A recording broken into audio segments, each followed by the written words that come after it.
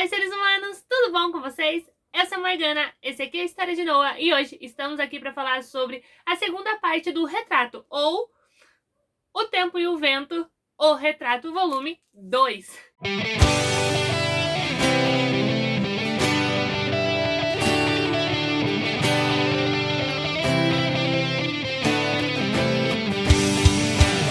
Estamos de volta para o nosso encontro mensal para a gente discutir essa obra maravilhosa do Érico Veríssimo, O Tempo e o Vento, volume 2 do Retrato. Vamos começar falando o quão difícil é esse livro, porque sim, ele é maravilhoso, gente, a série em si. Mas esse volume aqui, né, esse meu volume, que é o volume único, que tem os dois volumes do Retrato, ele é muito difícil, gente. Porque o personagem não ajuda, né? Ele não é mal escrito. O livro não é mal escrito, ele não é enrolado, ele não é chato. Ele tem uma dinâmica, as coisas vão acontecendo.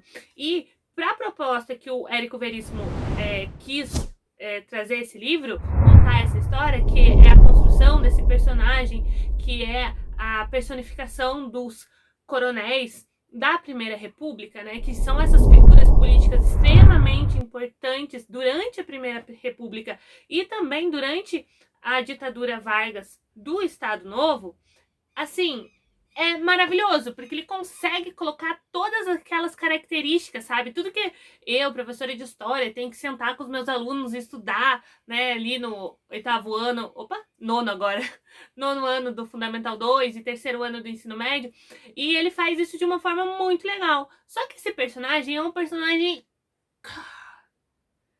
que te irrita.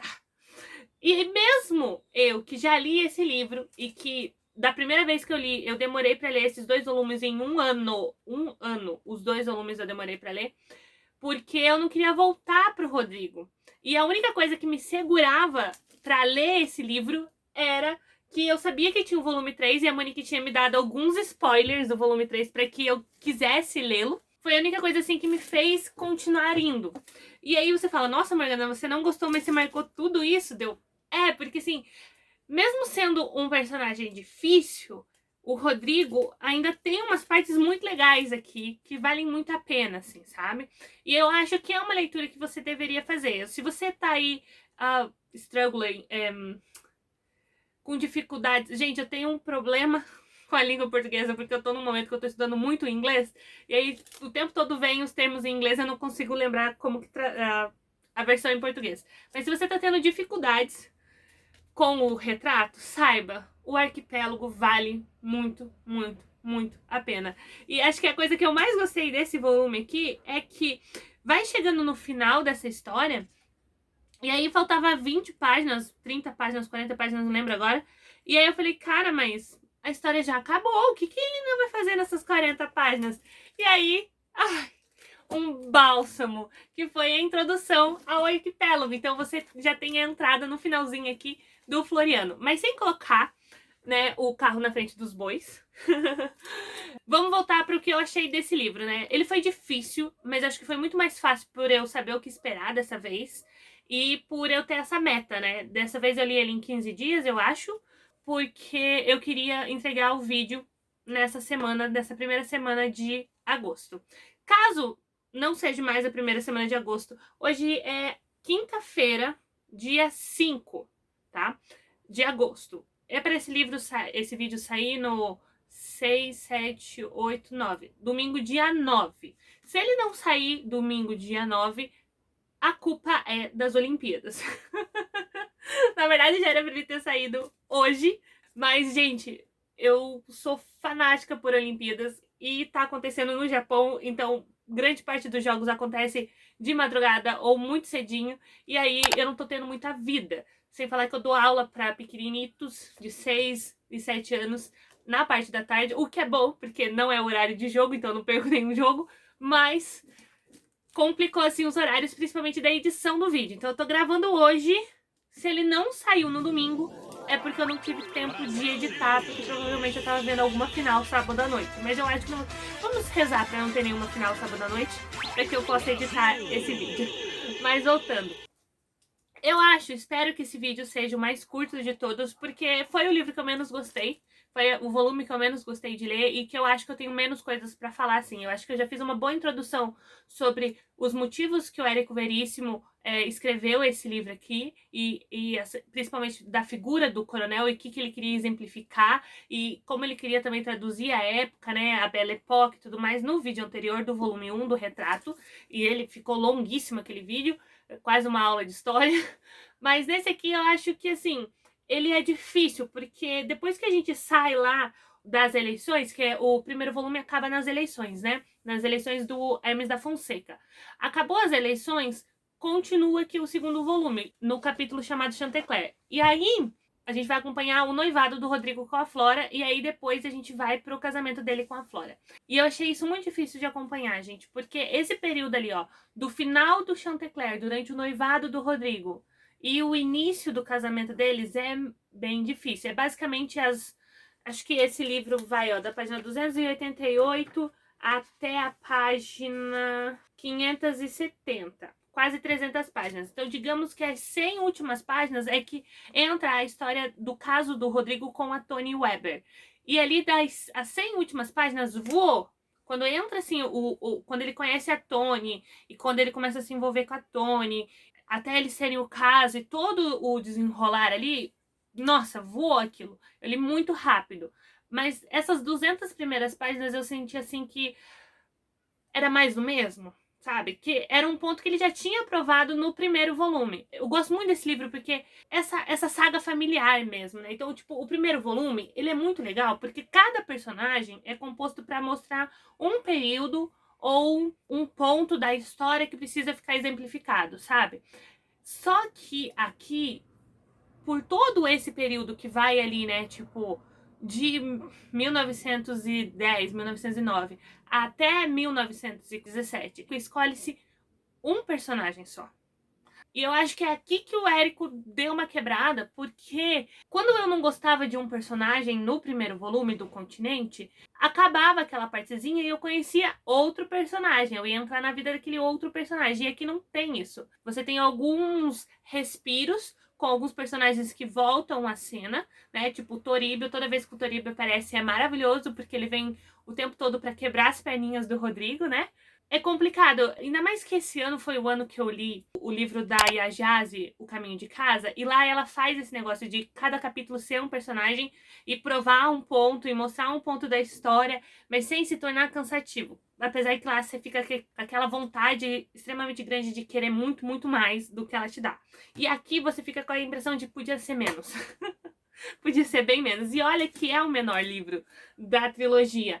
E depois, toda a questão dele com a Toni é muito legal de acompanhar, porque você vê essa questão dele se apaixonar perdidamente, né? Dessa paixão ser diferente, porque todas as outras mulheres que entraram na história, você percebe que é só uma questão sexual, ele não tem realmente sentimentos pela mulher. É só uma questão de, ok, eu sou homem, eu posso, eu vou. Né? E a Toni não, é mais a questão de tipo, estou apaixonado por ela.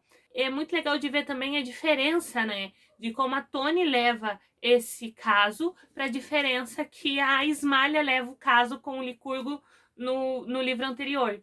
Porque a Ismalha, para começar, ela não se apaixona pelo Licurgo, ela fica com ele porque ele quer, então ele força ela a estar com ele, e ela aceita, então ela convive ali sabendo que ele tem uma família, que ele tem uma esposa, que ela nunca vai ser a primeira, e para ela tudo bem. Por quê? Porque é a forma como ela foi criada. E isso aparece também no caso da Odina. Assim, tipo, minha mãe foi assim, eu vou ser assim, minha tia foi assim, e assim por diante, sabe? É aquele negócio de tipo, a gente nunca vai casar, a gente nunca vai ter um marido, a gente nunca vai ter alguém que proteja a nossa honra. É isso que vai acontecer. E a Toni não, a Toni, por ser uma menina branca, estrangeira, cristã, católica cristã, né? Então ela tem todas essas questões com pecado, com vergonha, com honra, e ela tem no fundinho a esperança de que ele vai largar a família para ficar com ela. E aí é só quando ela se depara com a realidade de que ele não vai largar a família, né, que é quando ela engravida. Quando ela engravida dele e ela vê que ele não toma nenhuma atitude, ela chega para ele e fala, e a gente tem acesso aos pensamentos dele, tudo que ele tá pensando, fazer um aborto, não fazer um aborto, fazer ela casar com alguém, não fazer ela casar com alguém. A gente tem acesso aos pensamentos dele, mas ele não fala nada pra ela. E aí ela se vê na situação de que ela vai ter que se resolver sozinha. você vê o desespero dela, né, nessa situação de tipo, eu tenho que me resolver sozinha, que é quando ela finalmente se dá conta, né, de que ele pode ser apaixonado por ela e tal, mas ela não vai ser tratada diferente do que, por exemplo, a Odina foi, entende? É o mesmo tratamento, assim, quando ela precisa, ele não tá ali pra amparar ela. E eu achei incrível, porque o destino dela até, acho que um pouco pior do que da Ismalha, porque o Licurgo sempre protegeu a Ismalha. O Licurgo, ele sempre não deixou, tipo, a família dele ter acesso à Ismalha. Por exemplo, a Bibiana, né, chegar na Ismalha, ou a Maria Valéria chegar na Ismalha. Então, tipo assim, ela sempre tem a casa dela separada, ninguém chega nela, e até quando ele morre, ele mantém essa distância, tipo, ela tá sobre a minha guarda. Ninguém mexe com ela. Se mexer com ela, mexeu comigo. E o Rodrigo não tem isso, porque ele viu o pai fazendo isso com a Ismalha e ele quer ser diferente, ele não quer ser o cara que mantém uma concubina. Resumindo, assim, as impressões desse livro é: o Rodrigo, ele é esse cara, esse grande narcisista, que ele tem essa ideia de quem ele quer ser, mas em todos os pontos ele é quem ele é, entende? Ele é um cara privilegiado. Ele é um cara que não responde pelos atos dele.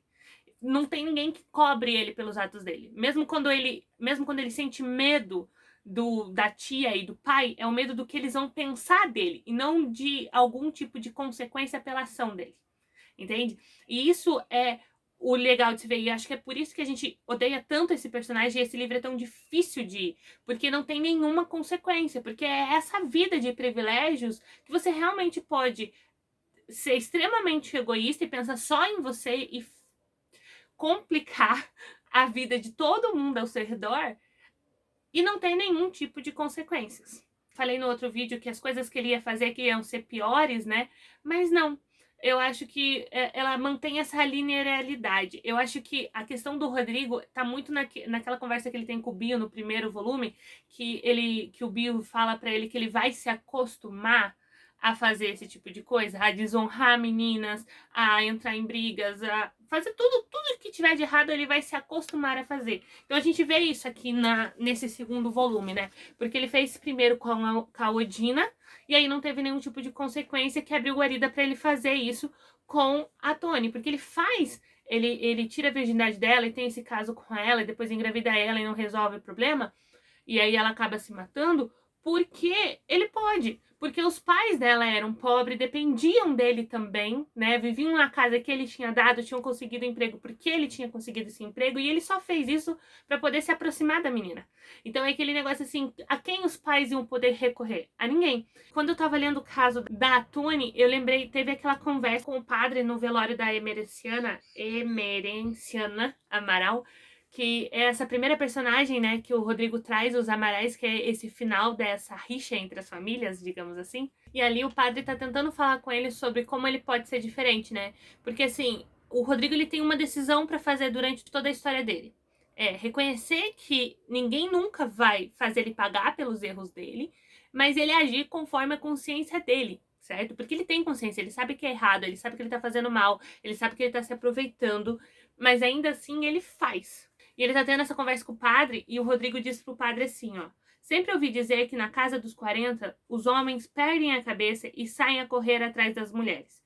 E que voltando-se para trás ficam assombrados por verem o tempo que perderam e olhando para frente compreendem que têm poucos anos de vigor viril e toca a aproveitar enquanto podem. Aí o padre diz: exatamente.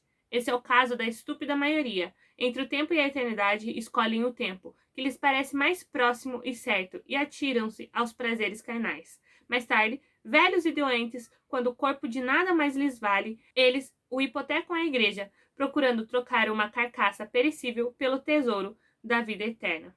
Muitos deixam o arrependimento para a última hora. Pensam assim: Deus deve ser um bom sujeito, um pai bonachão, sempre disposto a perdoar. Mas quando menos esperam, o anjo da morte se interpõe entre eles e o sol. E adeus. E aí, é tarde demais. E ele tá falando pro Rodrigo dessa questão dele sempre deixar pra fazer a coisa certa pra depois, né? Quando a Toni se mata, e aí ele tá se confessando, digamos assim, pro Bill, e o Bill... Pro Bill ou pro pai dele? Agora eu não lembro se é pro Bill ou se é pro Licurgo. E aí um dos dois vira pra ele e fala: vê, se aprende e não faz de novo. O que ele tá tentando dizer ali? vê se você percebe que você tem esse poder de decisão sobre a vida dos outros, né? Porque eles têm muito dessa visão de que a mulher não escolhe, né? Que a escolha nunca foi do Tony, a escolha era do Rodrigo. Se o Rodrigo não quisesse, não tinha acontecido. Que a partir do momento que o Rodrigo queria, ela não tinha o que querer. E isso é verdade quando a gente vê as histórias anteriores que acontecem no livro, né? Pelo período histórico e tudo mais.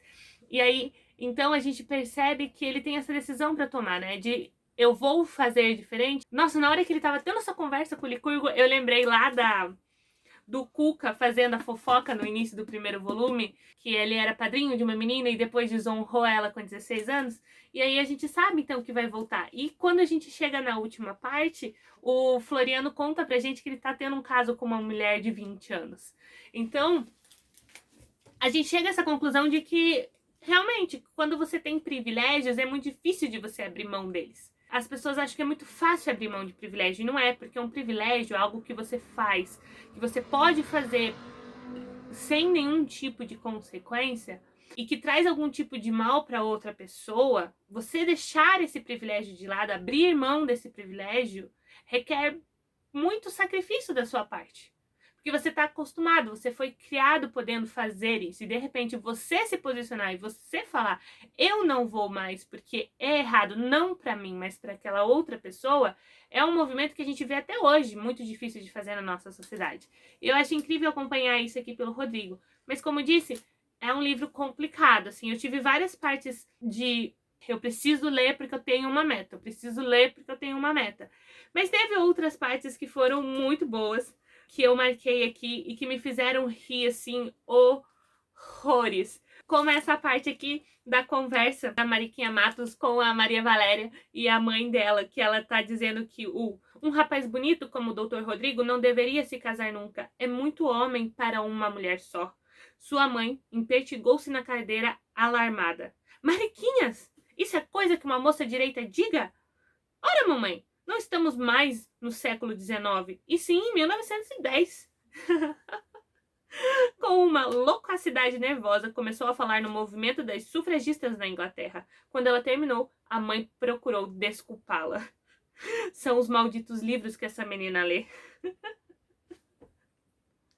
São os malditos livros que essa menina lê, Dona Maria Valéria. Eu vivo dizendo pro Terésio que não deixe ela ler essas coisas modernas. Ai, ai, essa parte aqui eu ri horrores, porque é muita identificação, assim, quando as pessoas sentem vontade, sentem essa necessidade de se desculpar por você pensar diferente ou por você falar o que você pensa.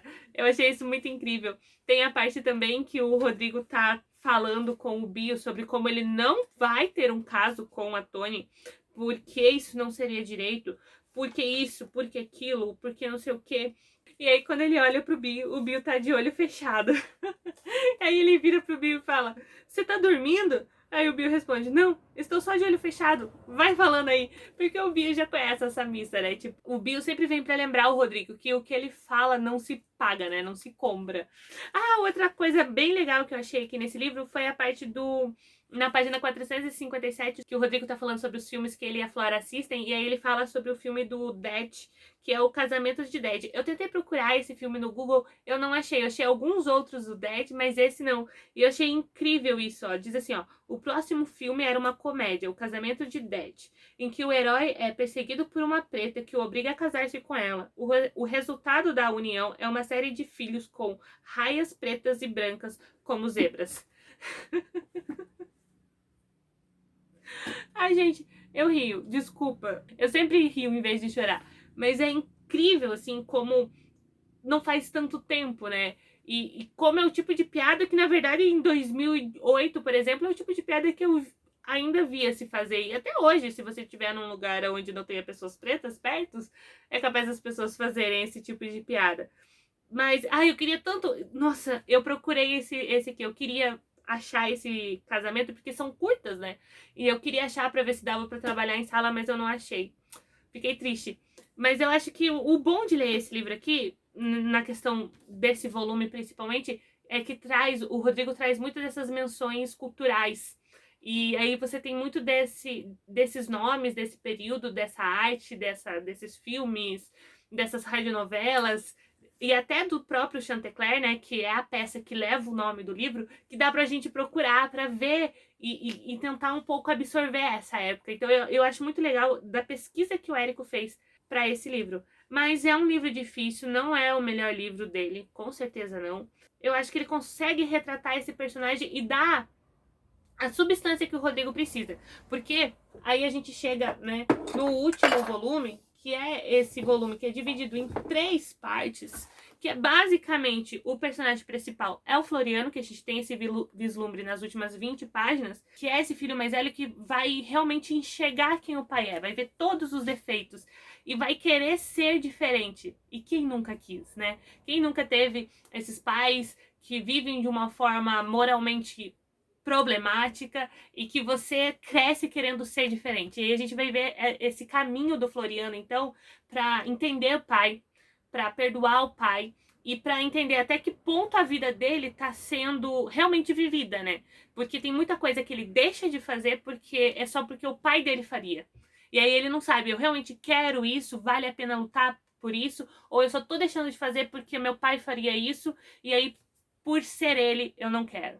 Essas últimas 20 páginas foi a parte que eu mais marquei desse livro, porque é maravilhoso, assim, as pequenas coisas que ele traz já são incríveis, e aí já deixou esse gostinho de quero mais para ler esse volumão aqui, porque quando você chega aqui nesse volume, você entende por que o Rodrigo tá tão esmiuçado aqui, porque para você entender todas essas questões que o Floriano tem com o Rodrigo, você precisa entender o Rodrigo primeiro.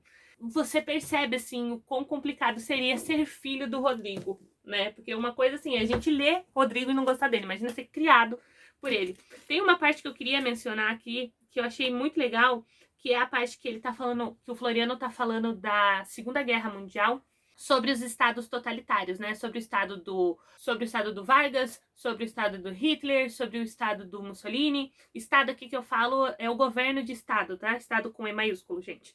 E aí ele vai falar sobre o estado totalitário, então, e aí ele tá falando dos mandamentos do estado totalitário. Aí ele fala assim, ó: seu mais monstruoso feito, porém, e essa proeza ultrapassa o sonho mais alucinante dos alquimistas da antiguidade, fora de transformar as pessoas humanas num mero número, o que torna possível encarar o massacre de milhões de homens e mulheres como uma simples operação de aritmética elementar.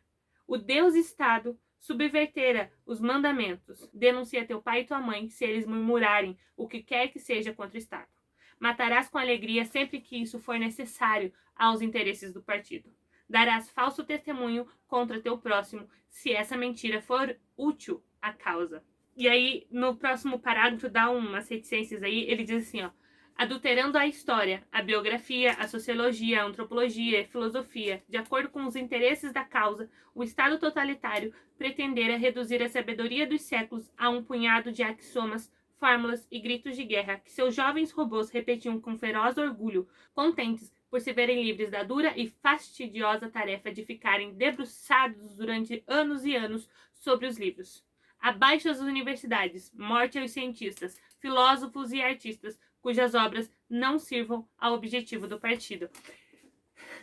E assim, sempre que eu leio Érico Veríssimo, é essa sensação que eu tenho de que a gente está lendo não sobre 1945, a gente está lendo sobre 2021, né? A gente está lendo sobre agora, sobre Brasil agora, porque é aquela questão de, sabe, toda vez que falam, Bolsonaro tá fazendo isso, fazendo aquilo, e eu sempre penso, né, como estudante de história, principalmente aficionada pelo Brasil, eu penso, nada de novo no front.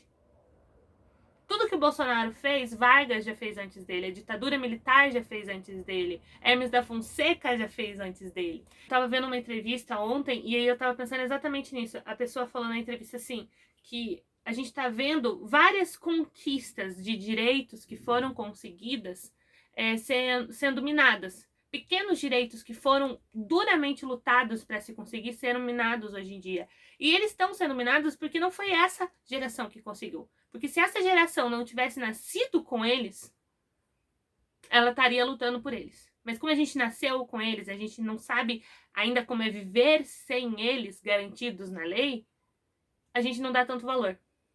E aí quando a gente perder, a gente mesma, a nossa mesma geração vai ter que ir lá e lutar para reconquistar. E eu acho incrível isso, porque o Brasil não muda. O Brasil não muda, porque o povo não muda. E aí, o povo que elege os políticos, entende? Complica. Mas espero que esse vídeo esteja sendo curto para eu conseguir editar para domingo. E vamos começar a ler o Arquipélago. Estou super feliz. E é isso, gente. Deixe seu comentário, me diz o que você tem achado. Reclama o quanto você quiser reclamar. Ou fala bem o quanto você quiser falar. E volta aqui pro mês que vem a gente lançar o próximo vídeo dessa trilogia / 7 livros aí, que são maravilhosos. E é isso, deixa seu curtir, se inscreve no canal, nos siga nas nossas redes sociais. Beijinhos, até a próxima!